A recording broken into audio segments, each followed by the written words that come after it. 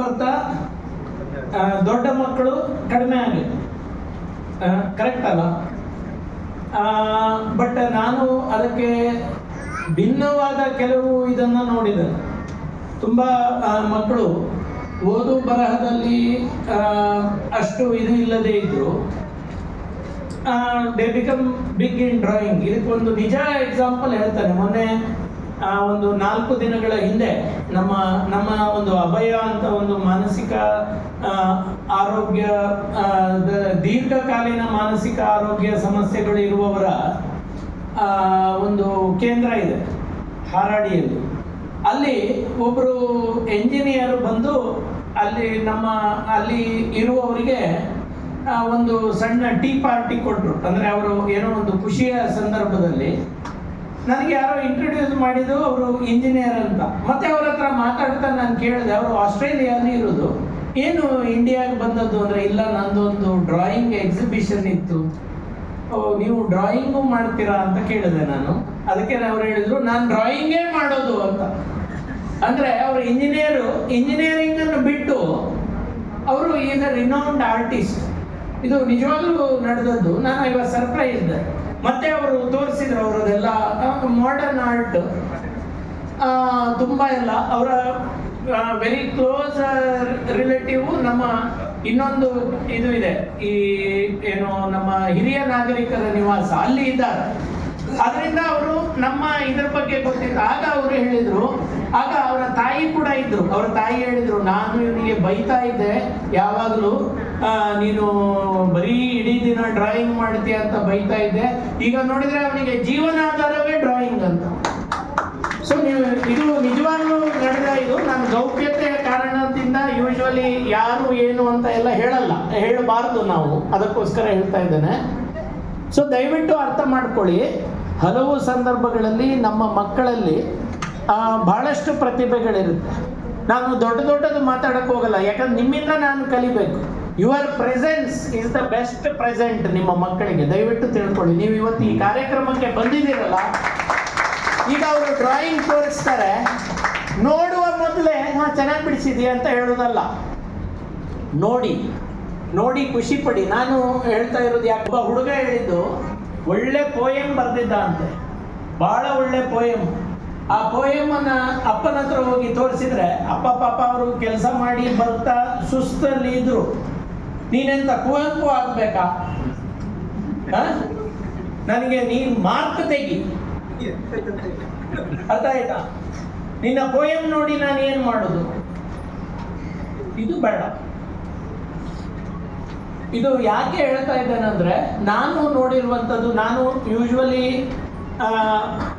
ಜಾಸ್ತಿ ನೋಡೋದು ಅಡಲ್ಟ್ಸ್. ಈಗ ಚೈಲ್ಡ್ ಸೈಕ್ಯಾಟ್ರಿಸ್ಟ್ ಇದ್ದಾರೆ. ಈಗ ಮಣಿಪಾಲದಲ್ಲಿ ಡಾಕ್ಟರ್ ಅಮೃತ ವರ್ಷಿಣಿ ಅಂತ ಚೈಲ್ಡ್ ಸೈಕ್ಯಾಟ್ರಿಸ್ಟ್ ಇದ್ದಾರೆ. ಮಕ್ಕಳಿಗೆ ಸಮಸ್ಯೆ ಬಂದರೆ, ಆದರೆ ನಾನು ಈಗ ನಂಬರ್ ಆಫ್ ಸೈಕ್ಯಾಟ್ರಿಸ್ಟೇ ಕಮ್ಮಿ ಇರುವಾಗ ಚೈಲ್ಡ್ ಕೇಸಸ್ ಕೂಡ ನೋಡ್ತೇನೆ. ಆಗ ನಾನು ನೋಡಿರುವಂಥದ್ದು, ಅದಕ್ಕೆ ನನಗೆ ಎಲ್ಲೇ ಕರೆದರೂ ನಾನು ಬಂದು ಮಾತಾಡ್ತೇನೆ. ಯಾಕಂದರೆ ಇದು ನಿಮ್ಮಲ್ಲಿ ತಪ್ಪಿತಸ್ಥ ಭಾವನೆ ತರಲಿಕ್ಕಲ್ಲ. ನಾನು ಕೂಡ ಇಂಥ ತಪ್ಪುಗಳನ್ನು ಮಾಡಿದ್ದೇನೆ, ನೀವು ಮಾಡೋದು ಬೇಡ. ಒಂದು ಮಗುವನ್ನು ಇನ್ನೊಂದು ಮಗುವಿನೊಟ್ಟಿಗೆ ಕಂಪೇರ್ ಮಾಡಬೇಡಿ. ನಿಮ್ಮ ಮಕ್ಕಳಲ್ಲಿ ಬಹಳ ಒಳ್ಳೆಯ ಗುಣಗಳಿವೆ. ಪ್ರತಿಯೊಂದು ಮಗುವಿನಲ್ಲೂ ಒಳ್ಳೆಯ ಗುಣ ಇರುತ್ತೆ.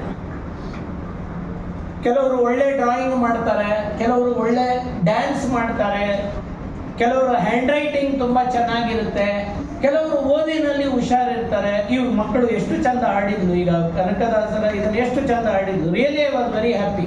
ಅದಕ್ಕೂ ಮುಂಚೆ ಕೂಡ ಅಷ್ಟೇ, ಎಷ್ಟು ಒಳ್ಳೊಳ್ಳೆ ಹಾಡುಗಳು. ಒಬ್ಬೊಬ್ಬರಿಗೆ ಒಂದೊಂದು ಎಬಿಲಿಟಿ ಇರುತ್ತೆ. ಸೊ ಆ ಎಬಿಲಿಟಿಗಳನ್ನು ಹೆಕ್ಕಿ ಹೊಗಳಿ, ಕಂಪೇರ್ ಮಾಡಕ್ಕೆ ಹೋಗ್ಬೇಡಿ. ನೀವು ಮುಂಚೆ ನನ್ನ ಭಾಷಣ ಕೇಳಿದರೆ ಎಲ್ಲ ಕಡೆ ಹೇಳ್ತೇನೆ, ಇದು ಒಂದು ನಿಜವಾಗ್ಲೂ ನಡೆದದ್ದು. ನನ್ನ ಕ್ಲಿನಿಕಲ್, ನಾನು ಸಿಟಿ ಬಸ್ ಸ್ಟ್ಯಾಂಡ್ ಮಾನಸ ಕ್ಲಿನಿಕಲ್ ಪ್ರಾಕ್ಟೀಸ್ ಮಾಡ್ತಾ ಇದ್ದಾಗ ನಡೆದ ಘಟನೆ. ಒಬ್ಬ ಹುಡುಗ ಹೇಳ್ದ, ಸರ್ ಪಕ್ಕದ ಮನೆಯ ಅಭಯ್ ಇದ್ದಾನಲ್ಲ, ಅವನನ್ನು AK-47 ಹಿಡ್ಕೊಂಡು ಶೂಟ್ ಮಾಡ್ಬೇಕಂತಿದ್ದೀನಿ ಅಂತ. ಇದು 15 ವರ್ಷದ ಹಿಂದೆ. ನಾನು ಕೇಳಿದೆ ಯಾಕೆ ಮರಿ ಅಂತ ಹೇಳಿದ್ರೆ, ಈ ಅಭಯ್ ಇದ್ದಾನ, ನನ್ನ ಅಮ್ಮ ಇಡೀ ದಿನ ಹೇಳುದು, ಅಭಯ್ ನೋಡು ಅವನಿಗೆ ಪ್ರೈಸ್ ಸಿಕ್ಕಿದೆ, ಅಭಯ್ ನೋಡು ಅವನು ಒಳ್ಳೆ ಡ್ರಾಯಿಂಗ್ ಮಾಡ್ತಾನೆ, ಅಭಯ್ ನೋಡು ಅವನು ಒಳ್ಳೆ ಡ್ಯಾನ್ಸ್ ಮಾಡ್ತಾನೆ, ಅಭಯ್ದು ಪ್ರೊನೌನ್ಸಿಯೇಷನ್ ಚೆನ್ನಾಗಿದೆ, ಅಭಯ್ದು ಡ್ರಾಯಿಂಗ್ ಎಷ್ಟು ಸುಂದರವಾಗಿದೆ, ಅವನ ಕಲರ್ ಕಾಂಬಿನೇಷನ್ ಚೆನ್ನಾಗಿದೆ, ಏನ್ ಹೇಳಿದ್ರು ಅಭಯ್ ಅಭಯ್ ಅಭಯ್ ಅಂತಾರೆ. ಅವ ಒಂದು ಇಲ್ಲದಿದ್ರೆ ನನ್ನದೆಲ್ಲ ಪ್ರಾಬ್ಲಮ್ ಸಾಲ್ವ್ ಆಗುತ್ತೆ. ಇದಕ್ಕೆ ಕಾರಣ ಯಾರು? ಕಾರಣ ಅಭಯ. ನೋಡಿ, ಯೋಚನೆ ಮಾಡಿ ನೋಡಿ, ಇದು ಎಲ್ಲ ಮನೆಗಳಲ್ಲಿ ನಡೀತಾ ಇರುವಂಥದ್ದು. ಇಡೀ ದಿನ ಕಂಪೇರ್ ಮಾಡೋದು. ನೀವು ಪ್ರಶ್ನೆ ಮಾಡ್ಕೊಳ್ಳಿ, ಎಷ್ಟು ಮನೆಗಳಲ್ಲಿ ಎಷ್ಟು ಸೊಸೆಯರು ಅತೃಪ್ತರಿದ್ದಾರೆ. ಯಾಕಂದ್ರೆ ಅಮ್ಮ ಹೇಳುದು, ಅತ್ತೆ ಹೇಳುದು, ದೊಡ್ಡ ಸೊಸೆ ಭಾರಿ ಹುಷಾರು, ಅರ್ಥ ಆಯ್ತಾ, ಇವಳು ಸ್ವಲ್ಪ ಪೆದ್ದಿ, ನನ್ನ ಹಿರಿಯ ಮಗ ಭಾರಿ ಹುಷಾರು, ಅವನು ನಮ್ಗೆ ಎಲ್ಲ ಗಿಫ್ಟ್ ಕೊಡ್ತಾನೆ, ಅವನು ಫಾರಿನ್ ಇಂದ ಏನೇನೋ ತರಿಸ್ತಾನೆ, ಇಲ್ಲಿರುವವನು ಪ್ರಶ್ನೆ ಕಂಪ್ಯಾರಿಸನ್. ಸೊ ಇದು ಎಲ್ಲರ ಮನೆಯ ದೋಸೆಗೆ ತೂತೆ. ಇದು ಆ ತೂತು ಇನ್ನು ಮುಂದೆ ಮುಂದೆ ಹೋಗ್ತಾ ಇದೆ. ಅಟ್ಲೀಸ್ಟ್ ನಾವು ಇದ್ರ ಬಗ್ಗೆ ಯೋಚನೆ ಮಾಡುವ. ಕಂಪ್ಯಾರಿಸನ್.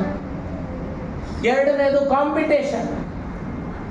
ಇಡೀ ದಿನ ನೀನು ಫಸ್ಟ್ ಬರಬೇಕು. ಈಗ ಕಾಂಪಿಟೇಷನ್ ಡ್ರಾಯಿಂಗ್ ಆಯಿತು, ಎಲ್ಲರಿಗೂ ಪ್ರೈಸ್ ಕೊಡ್ಲಿಕ್ಕೆ ಆಗುದಿಲ್ಲ ಅಲ್ವಾ? ನಿನ್ಗೆ ಪ್ರೈಸ್ ಬರಲಿಲ್ಲ, ಪ್ರೈಸ್ ಮುಖ್ಯವೇ ಅಲ್ಲ. ನಾನು 8ನೇ ತರಗತಿಯಿಂದ 10ನೇ ತರಗತಿಯವರೆಗೆ ಏನು ಎಷ್ಟೋ ಕಾಂಪಿಟೇಷನ್, 500ಕ್ಕಿಂತ ಹೆಚ್ಚು ಕಾಂಪಿಟೇಷನ್ ನಾನು ಎಷ್ಟರ ಮಟ್ಟಿಗೆ ನನ್ನ ಕ್ಲಾಸ್ಮೇಟ್ಸಿಗೆ ಕೇಳಿ, ನಾನು ಕ್ಲಾಸಲ್ಲೇ ಇರ್ತಿರ್ಲಿಲ್ಲ, ಹೆಚ್ಚಾಗಿ ಎಲ್ಲಿಯೋ ಕಾಂಪಿಟೇಷನ್ಗೆ ಹೋಗ್ತಿದೆ. ಪ್ರತಿ ಸರಿ ಗೆಲ್ತಿರ್ಲಿಲ್ಲ. ಒಂದು 52 ಏನೋ ಪ್ರೈಸ್ ಸಿಕ್ಕಿದೆ 3 ವರ್ಷದಲ್ಲಿ. ಆದರೆ ಇವತ್ತು ನಾನು ಇಲ್ಲಿ ನಿಂತಿರುವುದಕ್ಕೆ ಕಾರಣ ಏನು ಗೊತ್ತಾ? ಅದು ಪಾರ್ಟಿಸಿಪೇಷನ್. ಅರ್ಥ ಆಯ್ತಾ? Participation is most important. ನಾನು ಸುಮ್ಮನೆ ಹೇಳ್ತಾ ಇರೋದಲ್ಲ. ನಿಮ್ಮ ಮಕ್ಕಳು ಹೋಗಿ ಅಲ್ಲಿ ಡ್ರಾಯಿಂಗ್ ಬರೀತಾ ಇದ್ದಾರೆ, ಎಷ್ಟು ಚಂದದ ಅಲ್ಲಿ ಹೊರಗಡೆ ಇದು ಹಾಕಿದ್ದಾರೆ, ನಾನು ನೋಡಿದೆ, ಎಂಥ ಡ್ರಾಯಿಂಗ್ಗಳು ಅವರು. ನೀವು ಯೋಚನೆ ಮಾಡಿ, ನೀವೆಲ್ಲ ಮಾಡ್ತಾನೆ ಇರಲಿಲ್ಲ. ಈಗ ಮಕ್ಕಳ ಡ್ರಾಯಿಂಗ್ಗಳು ನೋಡಿದ್ರೆ ಉಂಟಲ್ಲ, ಬಿಕಾಸ್ ಇದು ಅಡ್ವಾನ್ಸ್ ಆಗ್ತಾ ಇದೆ.